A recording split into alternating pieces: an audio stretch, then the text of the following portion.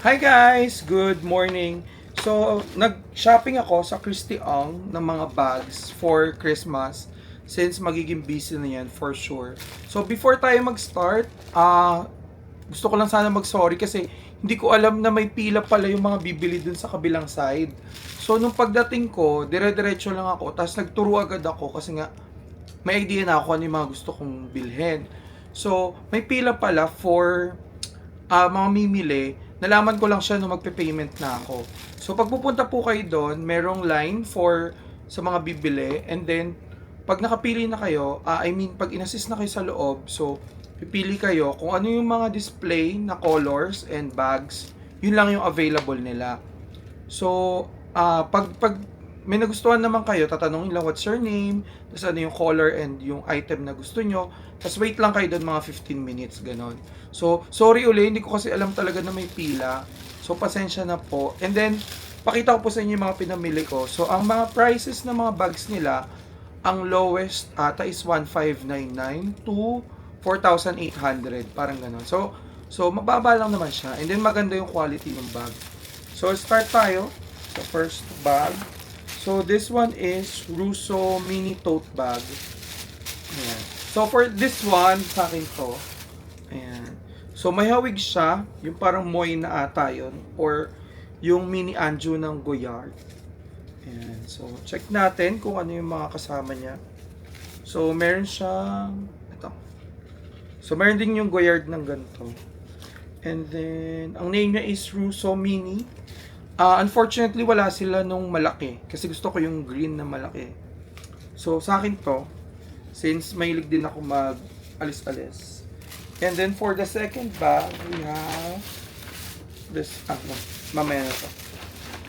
So, next bag natin is this one. So, this one is called Pedro Shoulder Bag. So, this one is mine as well. And so, ang nakuha ko is yung red. Gusto ko sana yung green as din, kaso nga lang, color display na lang sila. So, last color available. And then they said kasi, if wala yung color na gusto nyo sa display, sold out siya. And then they need to order it from Malaysia. So, ayun. And then walang definite date kung kailan yung restock. So, if you have time, yun, kailangan mo mag-drop by. Yan. So, videoan ko siya kung anong mga insights niya to follow na yun. Tapos, yung third bag natin is ito. So, since bumili ako ng Pedro na red, I also bought this one is called Rossi Bifold. Burgundy din yung color niya. Para terno. So, this one is a card holder actually. Ayan. Diba ang cute? So, same sila. Ayan guys. So, terno.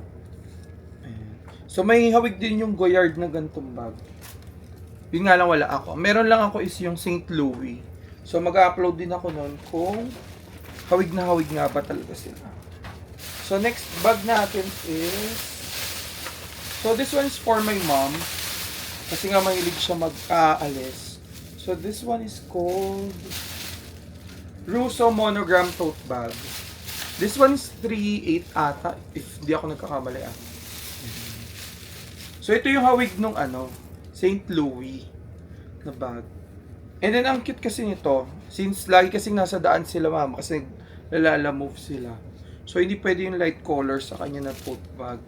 Ayan. So, ang ganda ng bottom part to. And then, there's also yung mini pouch for your cards, money. Ayan. And then, magnetic na siya. Ang cute. Diba? And then, meron siyang insert. Nakakatawa. Sorry, yung para hindi ma-deform. And then, meron siya yung nilalagay sa bottom part. Para medyo sturdy yung tayo ng bag. And then, so, ito yung gift ko kay mama.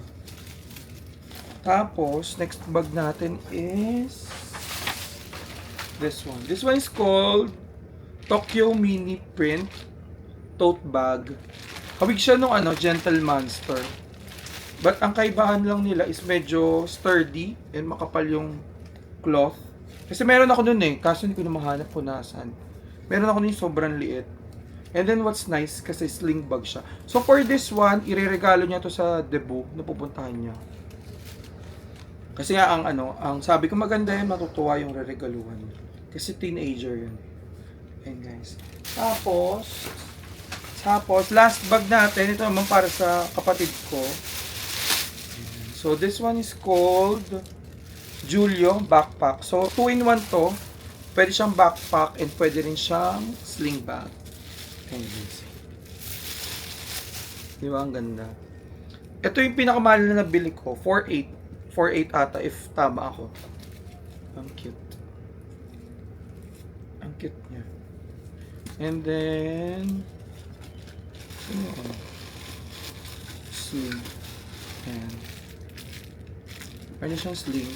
So, it depends kung anong trip mo, kung pwede mo siya i-sling bag or backpack. Pag sling, dito mo lang siya ikakabit. Saan ba yun? Saan yung kabitan? May kabitan dito, di ba? Basta yun na yun. May kabitan to eh. Pag gusto mo siya i-sling. So yun guys, so yun lang yung mga napamili ko. If bibili kayo, medyo agahan nyo kasi marami ring tao. And then, sorry ulit. Kasi hindi ko alam talaga na may pila. So, thank you. Bye-bye.